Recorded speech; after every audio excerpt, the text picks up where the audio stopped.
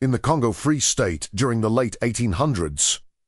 There were villages where parents would hide their children in the forest whenever soldiers appeared. Not because of war, but because failure to meet rubber quotas could mean their sons being killed, their wives taken hostage, or their own hands cut off as proof of punishment. This was not chaos. This was policy. And it was all happening under the authority of one European king who had never even set foot in the territory he personally owned.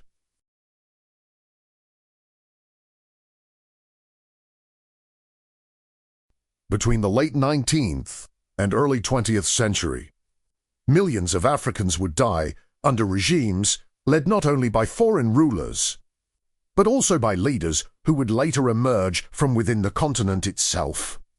Some ruled through secret police networks, some through ethnic violence, some through war.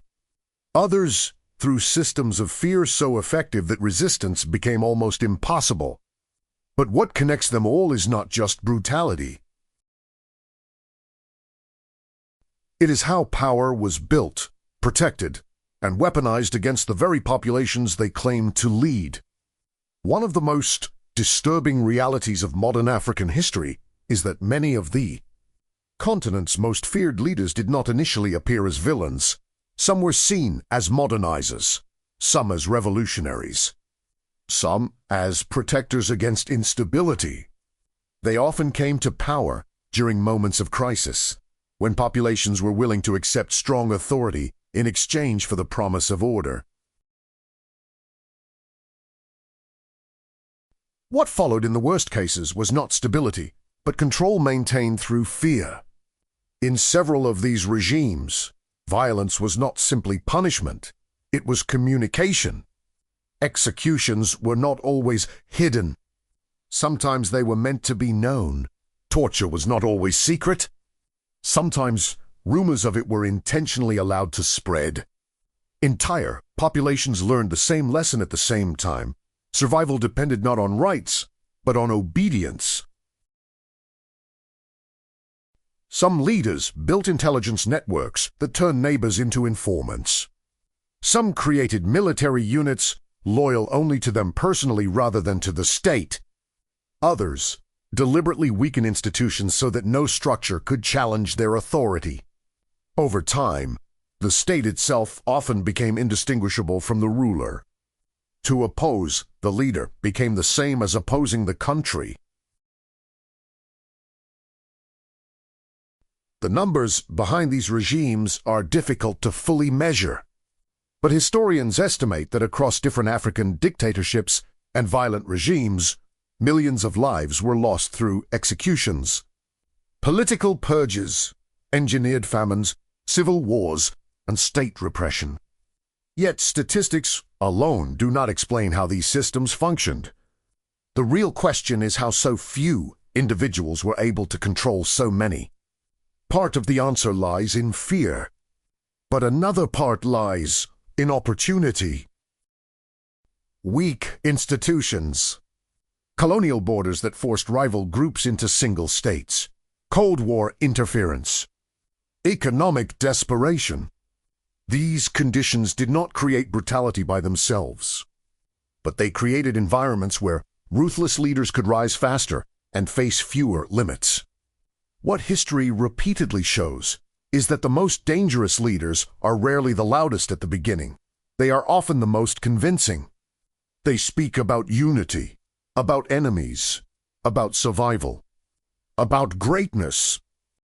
And slowly, almost invisibly at first, power stops being shared and starts being concentrated. This video is not just about listing the most evil leaders Africa has ever seen. It is about understanding how they rose, how they ruled, and why their stories still matter today. Because these histories are not only about the past. They are warnings about what can happen anywhere when power stops being questioned and fear becomes a political strategy. Because the most uncomfortable truth history teaches is this: the worst regimes are not remembered only because of how much power they had. They are remembered because of what they were willing to do to keep it. Today, we are going to examine some of the most ruthless leaders Africa has ever seen, the systems they built, the suffering they caused, and the lessons their rise and fall leave behind. In the late 19th century, the Congo Free State was not a colony of Belgium. It was the private property of one man. King Leopold II controlled a territory more than 75 times larger than his own country. Not as a monarch governing a nation, but as a businessman extracting profit through diplomatic manipulation and humanitarian propaganda. He convinced Europe he was bringing civilization and ending slavery in Central Africa. In reality, he was building one of the most ruthless forced labor systems in modern history. The global demand for rubber was exploding due to the invention of bicycle tires, industrial belts, and later automobile production. Leopold saw an opportunity. The vast Congo rainforest was rich in wild rubber vines, and instead of building a normal colonial administration, he created a massive extraction machine designed to maximize output at any human cost. To enforce this system, Leopold established a private army known as the Force Publique, composed of European officers and African conscripts. Their mission was simple: force villages to meet rubber collection quotas. The quotas themselves were often impossible. Men were forced deep into the jungle for days or weeks to harvest rubber, leaving villages without food production. If the quotas were not met, punishment followed. That punishment became infamous across history. Soldiers were required to account for every bullet they used, supposedly to prevent waste. To prove they had not used ammunition for hunting or personal reasons, they were often ordered to present a severed human hand for each shot fired. This policy created a horrifying incentive system. In some cases, soldiers cut hands from living victims simply to meet accounting requirements. In others, entire villages were mutilated as collective punishment. Missionaries and later investigators documented cases where parents saw their children's hands cut off. Women were frequently held hostage to force men to return with enough rubber. Villages that resisted could be burned. Executions were carried out publicly to establish fear. Over time, terror itself became the most effective management tool of the rubber economy. The human cost was catastrophic. Historians continue to debate exact numbers due to poor records, but demographic studies suggest that the population of the Congo may have declined by around 10 million people during Leopold's control due to a combination of murder, starvation, disease, forced labor, and collapsing birth rates caused by social destruction. What makes Leopold's system particularly disturbing is that he rarely appeared directly connected to the violence. From Europe, he managed the territory through administrators and concession companies, allowing profit to flow back, while distance insulated him politically. For years, he successfully maintained the image of a humanitarian ruler. This illusion began to collapse when missionaries, journalists, and former officials began documenting what was actually happening. Photographs of mutilated Congolese workers began circulating internationally. One of the most influential critics was British diplomat Roger Casement, whose investigative report exposed systematic abuses. Activists like E.D. Morel launched one of the first major international human rights campaigns, turning global opinion against Leopold. Under growing international pressure and scandal, Leopold was eventually forced in 1908 to surrender his personal control of the Congo.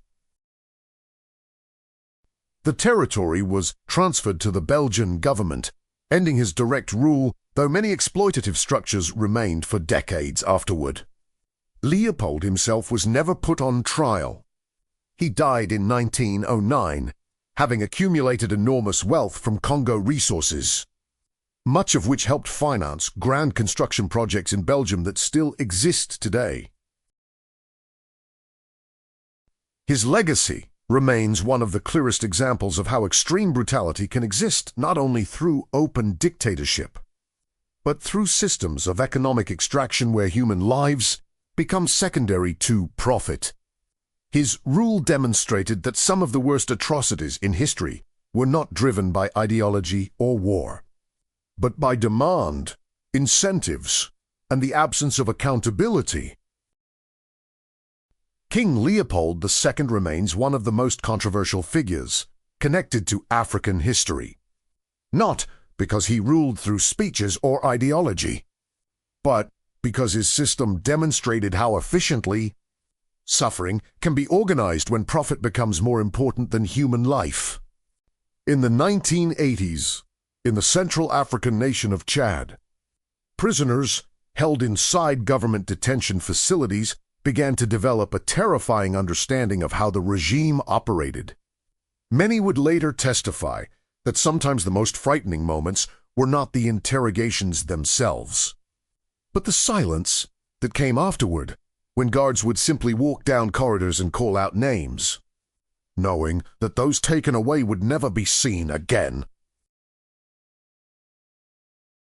Hissène Habré came to power in 1982 after years of civil war had left Chad, politically fractured and militarily unstable, presenting himself as the strong leader capable of restoring order. He quickly consolidated power with support from foreign governments, particularly the United States and France, who viewed him as a strategic ally against Libyan influence during the Cold War. To outside observers, he initially appeared to be a stabilizing force in a volatile region. Inside Chad, however, a machinery of repression was already being built. Central to his control was a feared secret police force known as the DDS, the Documentation and Security Directorate. This organization became the backbone of his regime's ability to monitor, intimidate, and eliminate opposition. The DDS maintained detailed files on thousands of citizens, tracking political opinions, ethnic affiliations, and even personal relationships. Arrest could come without warning, often at night, with families left without explanation. What investigators later uncovered was a system of detention that relied heavily on torture as both punishment and information gathering. Survivors described methods including prolonged starvation, electric shocks, mock executions, and a torture method known as abattoir, in which prisoners' limbs were bound tightly behind their backs to cause extreme pain and long-term physical damage.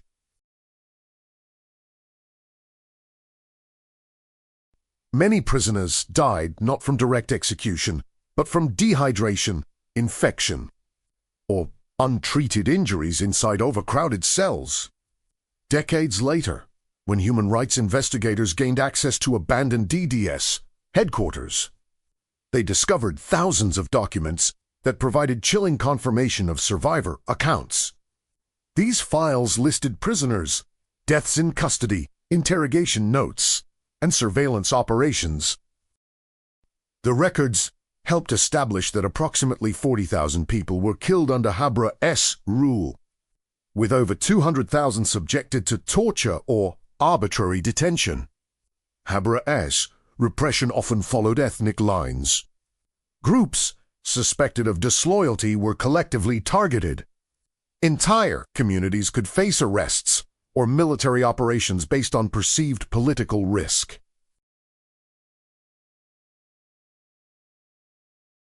This strategy allowed the regime to eliminate potential opposition before it could organize, while reinforcing fear across the wider population.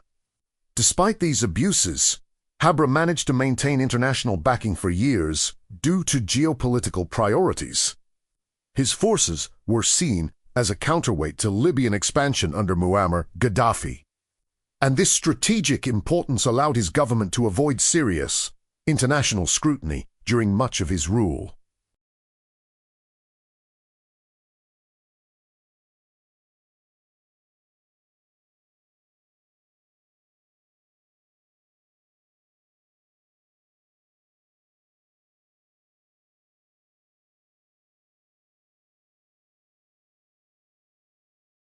His power finally collapsed in 1990 when rebel forces led by Idriss Déby entered the capital, forcing Habré to flee the country. He escaped into exile in Senegal, where he lived quietly for over 2 decades, apparently beyond the reach of justice. For many victims, it seemed he would never face consequences. What followed became one of the most significant legal precedents in African history. After years of campaigning by survivors and human rights organizations, Habré was eventually arrested in 2013 in a historic case supported by the African Union. He was tried in a special court in Senegal. In 2016, he was convicted of crimes against humanity, torture, and war crimes, becoming the first former African head of state to be prosecuted in another African country for human rights abuses. He was sentenced to life imprisonment. For many survivors, the trial represented something rare in the history of dictatorships: accountability delayed, but not completely denied. Victims were able to testify publicly, describing the system that had once silenced them through fear. Hissène Habré's story illustrates kind of brutality than colonial extraction. His regime showed how modern dictatorships can operate through surveillance, documentation, and bureaucratic repression just as effectively as through open warfare.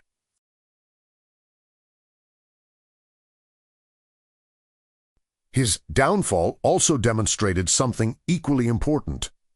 Even regimes built on fear can eventually face judgment, especially when victims refuse to allow their stories to disappear. In 1973, in the small West African nation of Equatorial Guinea, school attendance had dropped so dramatically that entire classrooms simply stopped existing. Teachers had either fled the country, been imprisoned, or executed. Education itself had become dangerous because the president of the country believed intellectuals were a threat to his power. Francisco Macías Nguema did not begin his rule as an obvious tyrant. When Equatorial Guinea gained independence from Spain in 1968, he was elected as the country's first president. At first, many saw him as a symbol of African self-determination after decades of colonial rule. But within just a few years, his leadership began transforming into one of the most extreme examples of personal dictatorship the continent had ever seen. Nguema quickly began eliminating political rivals, often through imprisonment or execution. What made his regime particularly unstable was not just violence, but paranoia. He increasingly believed that intellectuals, government officials, and even members of his own administration were plotting against him. This suspicion evolved into systematic purges. One of his most destructive decisions was his campaign against education. Teachers, professors, and educated professionals were viewed as potential enemies. Many were killed or forced into exile. At one point, it is estimated that nearly a third of the country's population fled Equatorial Guinea to escape persecution. The country suffered a massive brain drain, losing much of its technical and administrative capacity almost overnight. Nguema's rule also became defined by extreme personality cult behavior. He declared himself titles such as the unique miracle and reportedly claimed supernatural powers. Government propaganda elevated him beyond a political leader into something closer to a mystical authority figure. Nsomikazi's public displays of loyalty became necessary for survival. His control relied heavily on fear and unpredictability. Arrests could happen for minor or unclear reasons. Some executions were carried out publicly to reinforce obedience. In one particularly infamous episode often cited by historians, political prisoners were reportedly executed in a stadium while music played over loudspeakers, turning violence into a staged display of power intended to psychologically dominate the population. The country's infrastructure collapsed during his rule. Hospitals deteriorated due to lack of staff and supplies.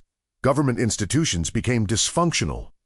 Even basic economic activity declined as fear replaced stability. Foreign investment disappeared, and Equatorial Guinea became increasingly isolated from the international community. Nguema also centralized financial control, reportedly keeping large amounts of national funds personally rather than maintaining a functioning national treasury.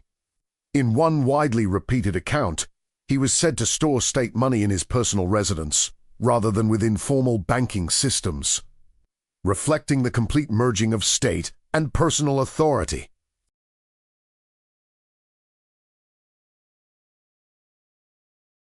By the late 1970s, Equatorial Guinea had effectively become a state defined by fear, isolation, and institutional collapse. Estimates suggest that between 20,000 and 50,000 people died during his rule, an enormous number considering the country's small population. Thousands more disappeared or fled. Ironically, the man who eventually ended Nguema's rule came from within his own inner circle.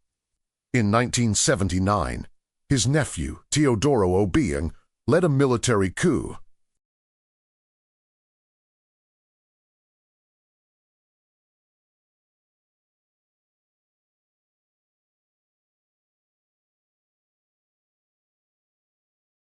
Nguema attempted to flee with large amounts of cash, but was captured shortly afterward. His trial revealed the extent of the regime's destruction. He was convicted of genocide, mass murder, and human rights abuses. Later that same year, he was executed by firing squad. Francisco Macías Nguema destacked examples of how quickly a newly independent state can collapse under unchecked personal power. His regime demonstrated how paranoia can become a governing strategy, and how the destruction of education and institutions can leave a country vulnerable for generations. His story also highlights a recurring historical pattern. Some of the most dangerous dictators are not those who inherit strong systems. They are those who systematically destroy them so that only their authority remains. In 1988, the northern Somali city of Hargeisa experienced something almost unimaginable. Instead of defending the city, the National Air Force began bombing it. Fighter jets belonging to the Somali government carried out airstrikes against their own population, reducing large parts of the city to rubble while thousands of civilians attempted to flee into the desert. For many Somalis, this moment marked the point where fear of the government became greater than fear of war itself.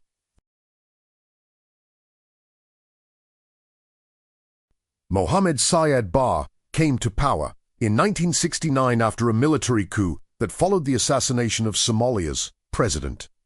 Barre presented himself as a modernizing revolutionary, promising to eliminate corruption, reduce clan divisions, and build a unified socialist state. For a time, his rule appeared to bring stability. He promoted literacy campaigns, infrastructure development, and alliances with major Cold War powers.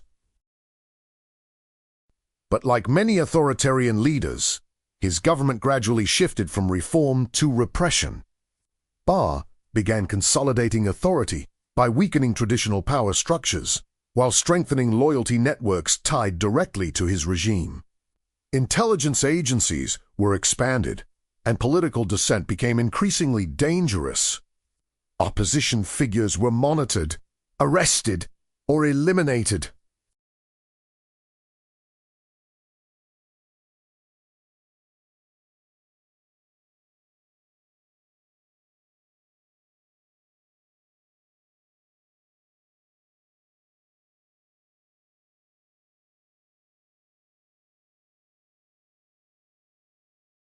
Over time, national unity rhetoric gave way to favoritism towards specific clan alliances that helped secure his grip on power.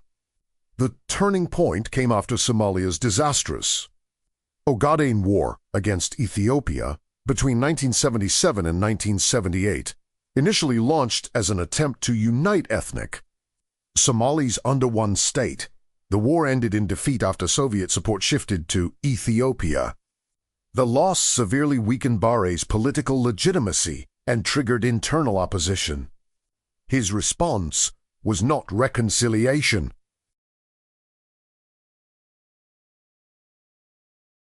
It was escalation. As resistance movements began forming, particularly in northern regions, the government responded with increasingly brutal counterinsurgency tactics. Entire communities suspected of supporting rebel groups were targeted. Security forces carried out mass arrests, executions, and destruction of property. The most infamous example occurred during the conflict with the Somali national movement in the north. Government forces carried out widespread destruction in cities like Hargeisa and Bureau. Human rights. Organizations later estimated that tens of thousands of civilians were killed and hundreds of thousands displaced during these campaigns. Reports described not only aerial bombardment, but also systematic destruction of wells and livestock. Tactics designed to make survival itself difficult for populations suspected of disloyalty. Landmines were also widely used, leaving long-term dangers that continued affecting civilians long after the violence itself. Inside the country, fear became normalized. Detention without trial became common. Torture allegations surfaced from former prisoners. Government authority increasingly depended on military force rather than civilian legitimacy. As the 1980s came to an end, Somalia was no longer a centralized state in the traditional sense. It was becoming a fragmented political landscape where armed opposition groups were gaining strength. Barre's authority, once built on promises of unity, now depended almost entirely on force. In 1991, rebel coalitions finally forced Barre from the capital, Mogadishu. He fled the country as the central government collapsed behind him. What followed was not a peaceful transition. Without strong institutions left intact, Somalia descended into prolonged civil war. Rival factions competed for power, and the country effectively lost a functioning central government for years. Many analysts argue that the systematic weakening of institutions under Barre contributed directly to this collapse. Siad Barre died in exile in Nigeria in 1995, never facing trial for the alleged abuses committed during his rule. His legacy remains deeply tied to the instability that followed his fall.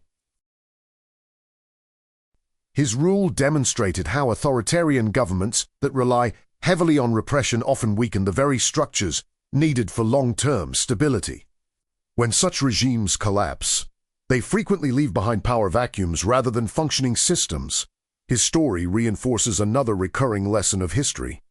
When leaders treat the state as a tool for personal survival rather than public stability, the damage often lasts far longer than their time in power. In the early 2000s, satellite images of Western Sudan began revealing something deeply disturbing. Entire villages in the Darfur region were simply disappearing. Where communities had existed for generations, investigators found only burned structures, abandoned belongings, and mass graves. Survivors described coordinated attacks where armed militias would arrive on horseback or in trucks, followed by systematic killing, rape, and the destruction of food supplies. These were not random raids. They were part of a conflict that would eventually lead to one of the most serious international criminal cases against a sitting head of state. Omar, al-Bashir came to power in Sudan in 1989 through a military coup backed by Islamist political factions. Like many leaders who seize power during instability, he justified his takeover as necessary to restore order and national direction. Over time, however, his government became defined by authoritarian control, suppression of dissent, and prolonged internal conflicts that would devastate large parts of the country. For much of his rule, Sudan was locked in civil war between the Arab-dominated government in the north and largely African Christian and animist populations in the south. This conflict lasted decades and resulted in millions of deaths and displacements before South Sudan eventually gained independence in 2011. But it was another conflict in the western region of Darfur that would bring Bashir global notoriety. Beginning in 2003, rebel groups in Darfur accused the Sudanese government of political and economic marginalization. The government responded with a counterinsurgency campaign that relied not only on the national military, but also on irregular militia forces widely known as the Janjaweed. These militias became associated with some of the worst atrocities of the conflict. Investigations by the United Nations, human rights organizations, and journalists documented patterns of violence that included mass killings, sexual violence used as a weapon of war, forced displacement, and destruction of agricultural resources. The strategy appeared aimed not only at defeating rebels, but at breaking the civilian populations believed to support them.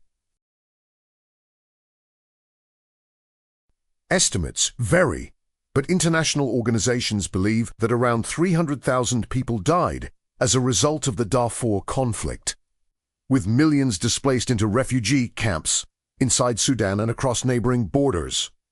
Testimonies collected from survivors described coordinated attacks where bombing raids were followed by ground assaults, suggesting organized military planning rather than spontaneous violence. What made Bashir's case historically significant was what happened next.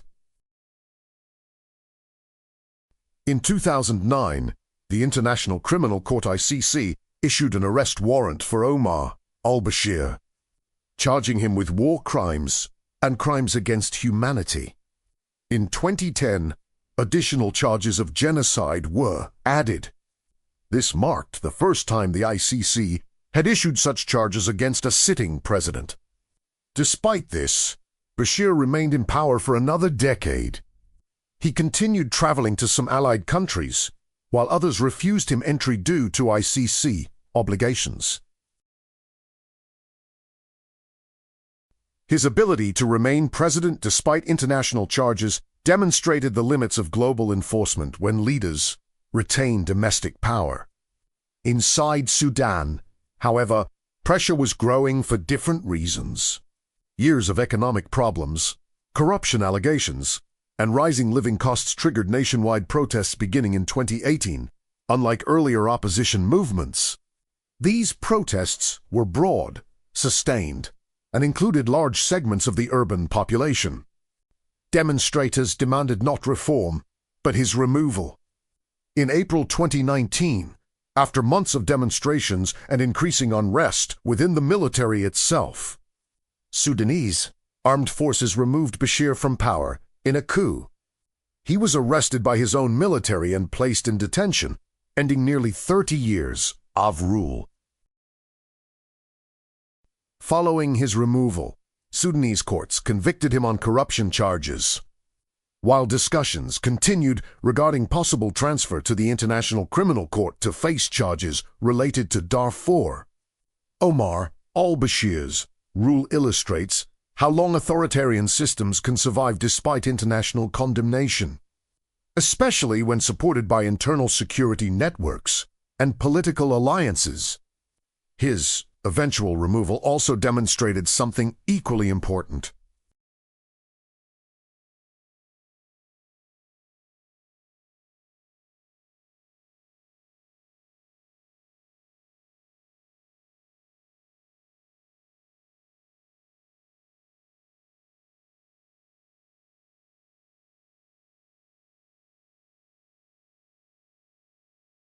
Even deeply entrenched regimes can become vulnerable when economic pressure combines with sustained public opposition. His legacy remains tied not only to the atrocities of Darfur, but also to the broader lesson his rule represents. International pressure alone rarely ends regimes. But when internal legitimacy collapses, even the most durable rulers can suddenly fall. In the early 2000s, satellite images of Western Sudan began revealing something deeply disturbing. Entire villages in the Darfur region were simply disappearing. Where communities had existed for generations, investigators found only burned structures, abandoned belongings, and mass graves. Survivors described coordinated attacks where armed militias would arrive on horseback or in trucks, followed by systematic killing, rape, and the destruction of food supplies. These were not random raids.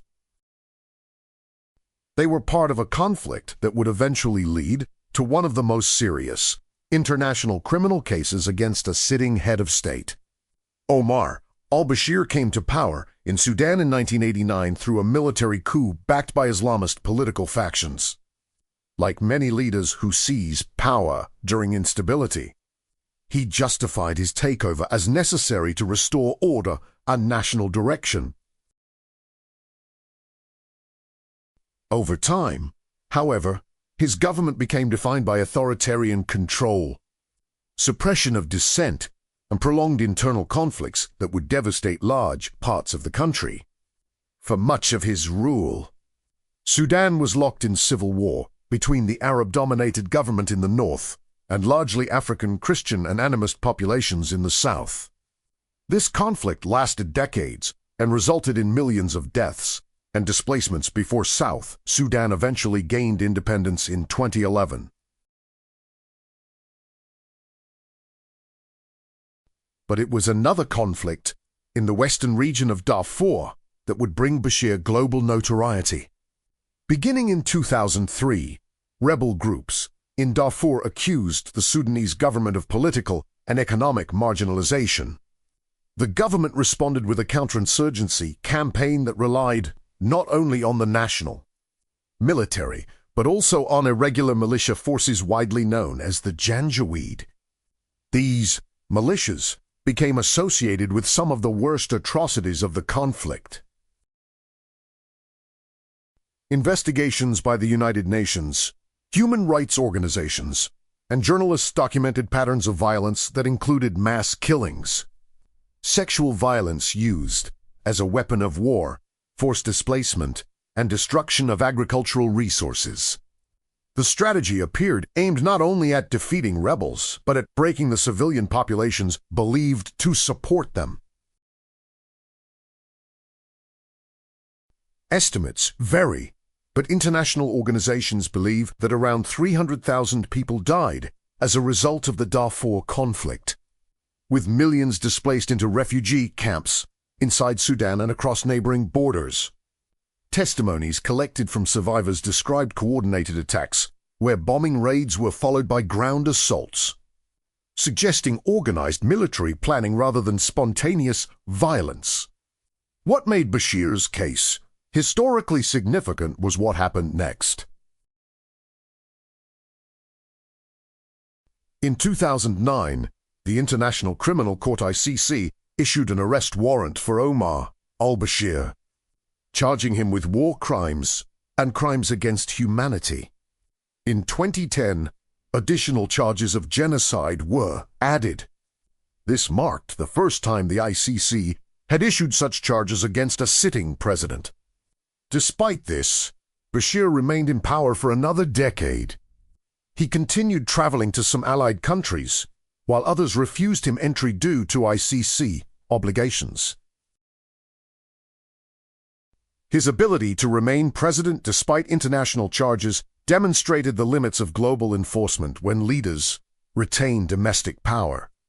Inside Sudan, however, pressure was growing for different reasons.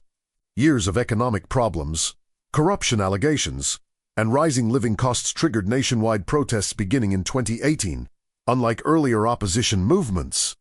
These protests were broad, sustained, and included large segments of the urban population.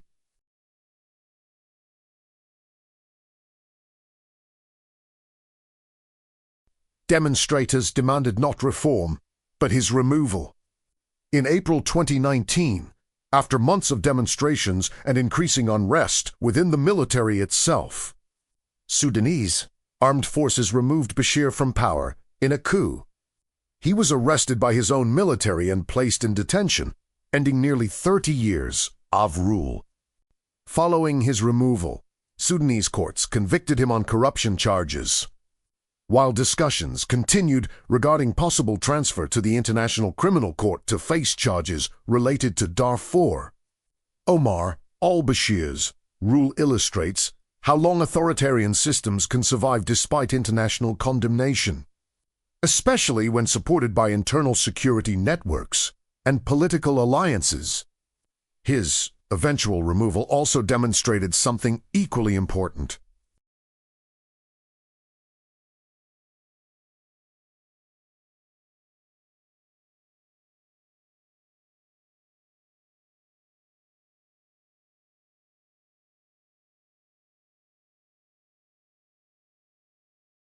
Even deeply entrenched regimes can become vulnerable when economic pressure combines with sustained public opposition.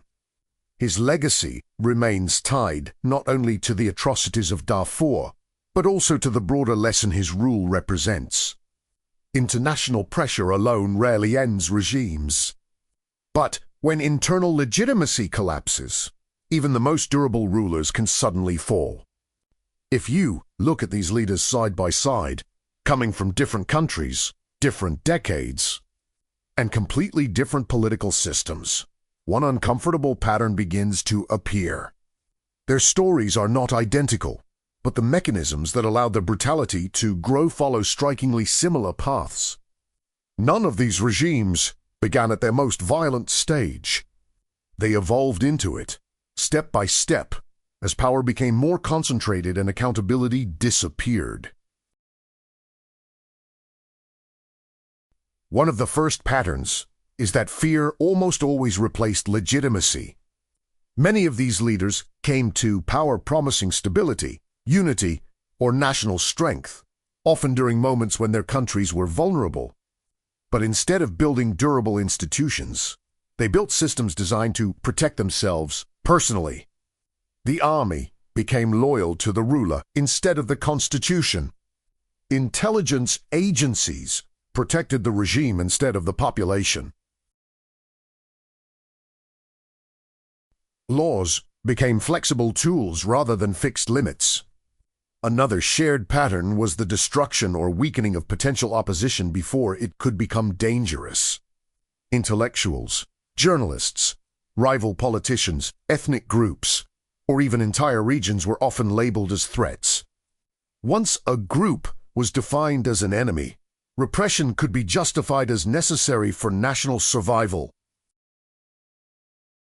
This process made extreme actions seem, at least within the regime narrative, like defensive measures rather than abuses of power. Control of information also played a critical role. Some regimes restricted journalists, others spread propaganda. Some simply allowed fear to silence discussion. In environments where people are afraid to speak openly, reality becomes easier to manipulate. When citizens cannot safely compare experiences, they often assume they are alone in their fears. Isolation becomes another form of control. Another recurring factor was the personalization of the state. Over time, the distinction between the country and the leader often disappeared. Criticism of leadership became framed as betrayal of the nation itself. This psychological shift is one of the most dangerous stages of authoritarian rule because it turns political disagreement into something that can be treated as treason. Economic control also appears repeatedly in these histories. Whether through resource extraction, control of trade networks, or manipulation of state funds, financial power often reinforced political power. When leaders control both security forces and economic opportunity, opposition becomes not only dangerous, but financially impossible for many citizens. Yet, history also shows something else. None of these regimes lasted forever. Some collapsed because of internal rebellion.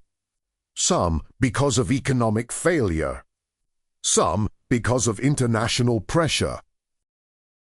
Others because the fear they created eventually produced resistance strong enough to challenge them. In nearly every case, systems built entirely on coercion eventually weakened because fear alone cannot build lasting stability. Perhaps the most important lesson from these histories is not simply that brutal leaders existed, but that their rise was rarely inevitable. Their power depended on conditions that allowed authority to grow without limits: weak institutions, lack of transparency, political crises, external interference. These conditions do not guarantee dictatorship, but they create opportunities where it can emerge. And this may be the most important takeaway from all of these stories.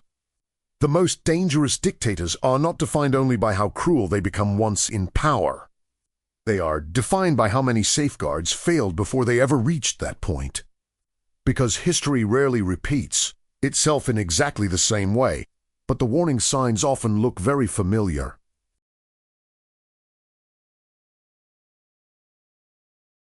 Concentrated power, silenced opposition, fear used as a governing tool. These patterns have appeared in different regions, different cultures, and different eras. And they always begin much earlier than people expect. The history of Africa, like the history of every continent, is far larger than its worst leaders. It is also a history of resilience, survival, and societies that continued forward despite immense pressure. But understanding the darkest chapters remains essential, because ignoring how these systems formed makes it easier for similar patterns to emerge again. Because in the end, the real lesson these stories leave behind is not just about the past. It is about recognizing how power works before it becomes dangerous.